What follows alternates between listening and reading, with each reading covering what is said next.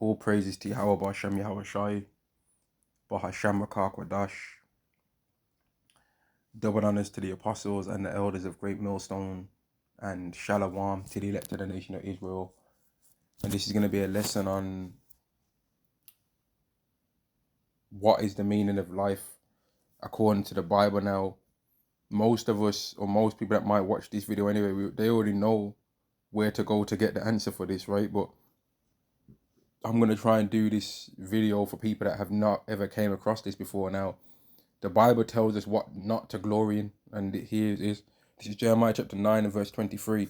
Thus saith Yahweh, let not the wise man glory in his wisdom. So don't glory in how smart you are and how many worldly things you know. Or I know how to change, or I know how to fix doors, or I know how to fit laminate flooring, or I know how to fit carpets, or I know how to do my own electric works, or I know how to fix a cooker, or I know how to I know all different kind of book knowledge, and I know different herbal remedies. Like, don't glory in that. These are good things to know, but don't glory in that, right? Neither let the mighty man glory in his might. Or I'll go gym 6 days a week and I'm strong. I can deadlift 300 kilograms. I can slap out 500 push-ups over a day without even feeling fatigued tomorrow. I can do 500 squats in a row. I can do 200 tricep dips in a row. I can hold a plank for 20 minutes, right? What else? I can do 50 pull-ups in a row. I can do pistol squats, 25 pistol squats in a row, right? What else? I know boxing. I know MMA. I know Brazilian Jiu-Jitsu. I know Krav Maga, right? Or I used to box back in the day. Or I used to fight back in the day, and I had a decent record. I was never beaten from the people in my local area. Only time I ever got beat was when I went nationals. Whatever you want to try and say, man. None of that don't mean nothing, right? Let not the rich man glory in his riches. Oh, I've got this amount of money in my bank. So what, man? No one don't care. Well, Yahweh don't care. The world might care, but Yahweh don't care, because you ain't, no matter how much money you've got, no matter how much wisdom you got, no matter how much might you've got, you don't have more of any of those than Yahweh. You could have more of those than everyone else on the earth that you can see. You could be the most handsome man in the world, wisest man in the world, richest man in the world, strongest man in the world. But to Yahweh, you're nothing but a worm. And at any point, he can just shake you down and humble you. Because the nation of Israel is better than everyone else. It's clear to see. And yet when we go outside, dirty, stinking heathens that we could smack the taste out of their mouth in 2 seconds flat, think they can treat us like we ain't shit? Because Yahweh's changed the rules and made it seem like we ain't shit on this earth. Yet we're the best thing that you could hope to see on this earth. And yet that doesn't mean nothing, because right now as it stands, Yahweh's put us under the curses. And yet it still shows that we're better than all these people, because Elam can't not find a job. You know what I mean? Elam can't not find a job when it comes to trying to find a job. He can't miss. He can fill out the application wrong, and he'll still get a loan from the bank. Yeah. But do women find Elam more attractive than Jacob? Absolutely, absolutely not. Right? They stink for starters. They smell funny, man. Like, they're gotta be the only nation that smells like what they eat. People try and say, oh, black people, watermelon, all that. Oh, Mexicans, they eating spicy rice and burritos and all that. Well, I ain't really met too many Mexicans or Latino people anyway. But I ain't never heard no one say that they smell like burritos, or like they smell like tacos, right? But I ain't never seen no one say that Jake smells like southern, like, fried chicken and watermelon. Because that's what people try and say we eat, right? When so many people eat fried chicken and watermelon. But this is what people try to say. Oh, I eat fried chicken and water. No one ever complained about so-called black people smelling like fried chicken and watermelon. Elam's got to be the only nation that smells like what they eat. And as so-called low down as we are in the totem pole when it comes to finances as a nation, why are we so high when it comes to the amount of women that want to be with us? Why is it that the Israelite man can get access to women of every single different nation, even though he's supposedly so low? Why is it that he's able to do that?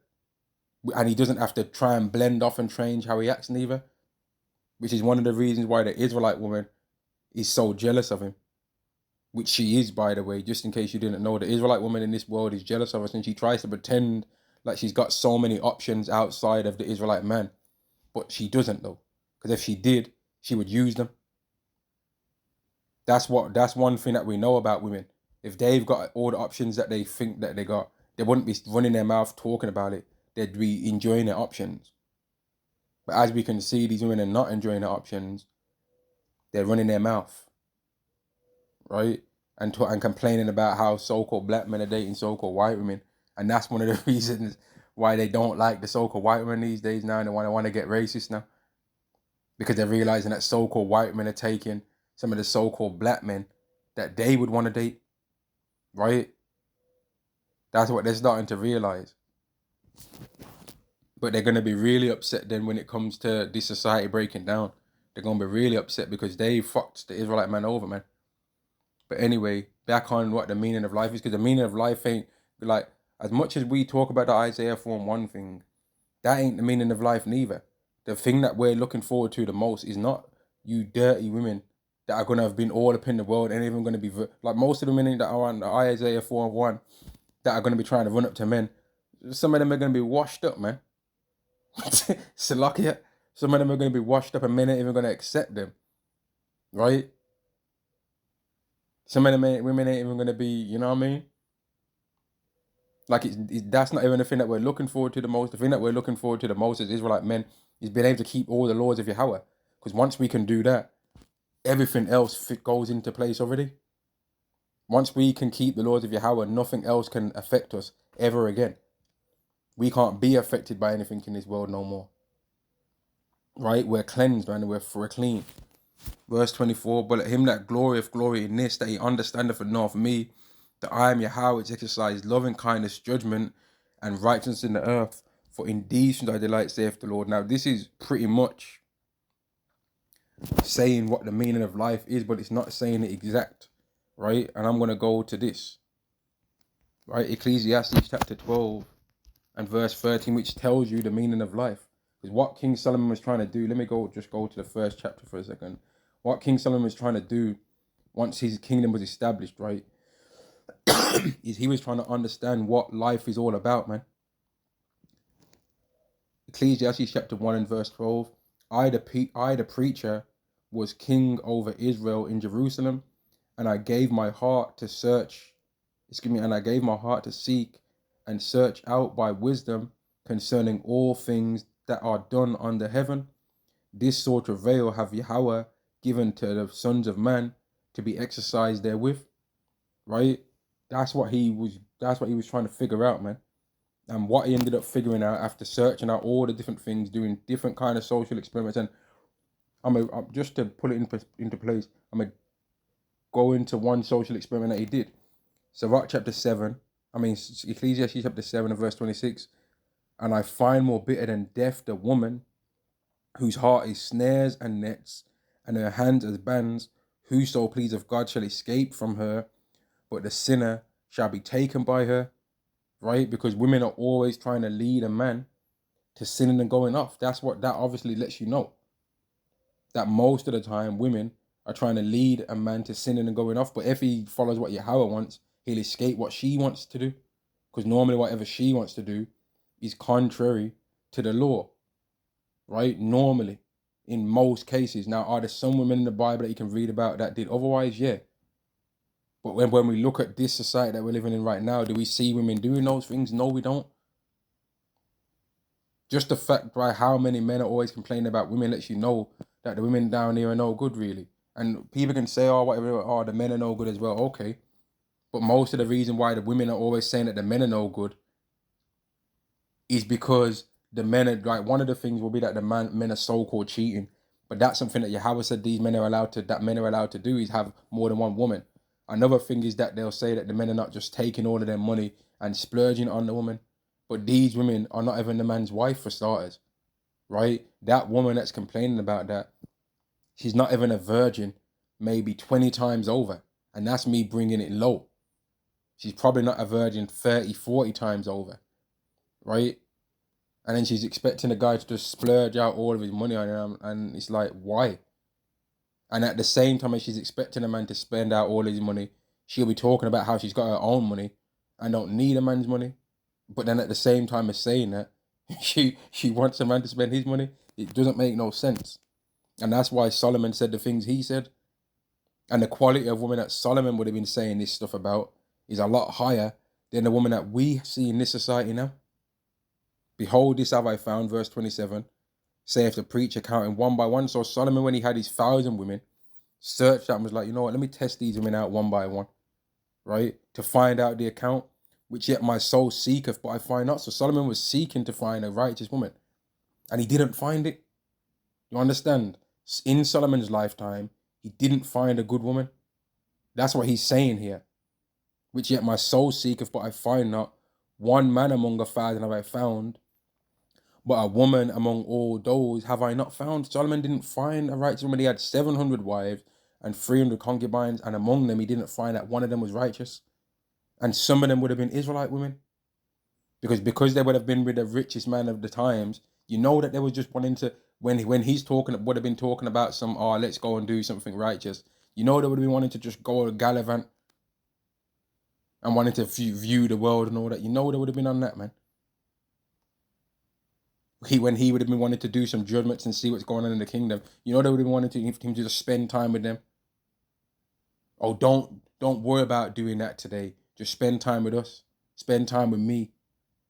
You know they would have been doing that, man. And that's why Solomon said these things.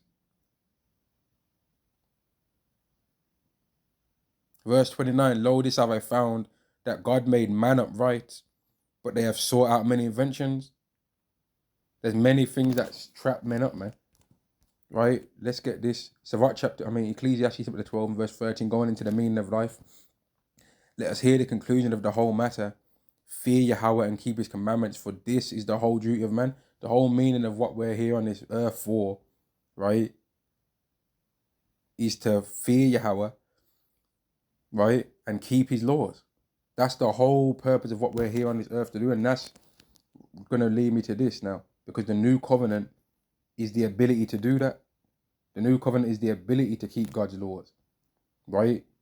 And some people say, oh, yeah, that was the whole duty of man for the Israelites. That's the whole duty of man for the children of Israel. No, that's the whole duty of man for all the nations, man. That's the whole duty of man for all of us, right? Every person's supposed to be doing that. Every person's supposed to be keeping Yahweh's laws, all of them. It's not just only the children of Israel that are supposed to keep them. All of the nations are supposed to keep God's laws, man. And that's why the Israelites are going to keep them perfectly in the kingdom. Then the Israelites become the rod of iron that's going to judge the nations, right, as a potter's vessel. And the heathen nations now follow the laws as well, but not perfectly. But that's the whole duty of everyone on the earth, man, to maintain Yahweh's creation by following the rules to maintain it, right? Jeremiah chapter 31 and verse 33. But this shall be the covenant that I make with the house of Israel after those days, saith Yahweh. I'll put my law in their inward parts and write it in their hearts, and I will be their power, and they shall be my people, and they shall teach no more every man his neighbor. This is talking about Israelite. And every man his brother, saying, know Yahweh, for they shall all know me, from the least of them. It's going to be from the least of them unto the greatest of them, saith Yahweh. For I will forgive their iniquity, and I remember their sin no more. Now, that's how the Israelites are going to be keeping the whole duty of man. But the heathen are going to keep it through a different way. Isaiah chapter 2 and verse 2, and it shall come to pass in the last days that the mountain of Yahweh's house shall be established in the top of the mountains. How is it going to be established? By being brought under the new covenant, for starters. And shall be exalted above the hills. How is it going to be exalted above the other hills? Because it's going to be brought under the new covenant, and all nations shall flow onto it. Why are they going to flow onto it? Because they're going to see that it's got an aura about it of invincibility, because they're now immortal, because they can keep all of Yahweh's laws perfectly. And many people shall go and say, come ye and let us go up to the mountain of Yahweh, to the house of the power of Jacob, and he will teach us of his ways, and we will walk in his paths. For out of Zion shall go forth the law and the word of Yahweh from Jerusalem, right? And the word of Yahweh from Jerusalem, and he shall judge among the nations, and shall rebuke many people, and they shall beat their swords into plowshares, and their spears into pruning hooks. Nation shall not lift up sword against nation, neither shall they learn war anymore. So the law is going to go out of the Israelites, man. And that's how you know that those people in the land of Israel right now are not the Israelites, because they're supposed to be doing that then, but they're not doing it. And nobody that wants to scoff at the Hebrew Israelites wants to address that. They want to say, it never said that everything was going to happen exactly as it's chronologically. Things take time. Yeah, that's what you say. How we're saying it now, it don't take time. It's going to all happen exactly instantaneously at the same time. And when the Israelites are back in the land, they're going to be changed. They're going to be changed. They're going to become immortal, and they're going to be keeping the laws, and they're going to be making the other nations keep the laws. That's what we say. But you Christians, man, you're just a disgusting type of people, man. Like, a Christian is a really despicable individual, man. And I just wanted to put that out there for people that might have not ever heard about what the meaning of life is in the scriptures anyway. The meaning of life in the scriptures is to keep Yahweh's commandments. And I'll go to it again. The meaning of life is to keep God's laws, right? That's the meaning of life. Now, right now, nobody can keep the laws perfectly, but that is the meaning of life. That is what, when it's all said and done, people are going to be doing. Ecclesiastes chapter 12 and verse 13, let us hear the conclusion of the whole matter. Fear God and keep his commandments, for this is the whole duty of man. Shalom to the elect. Shalom.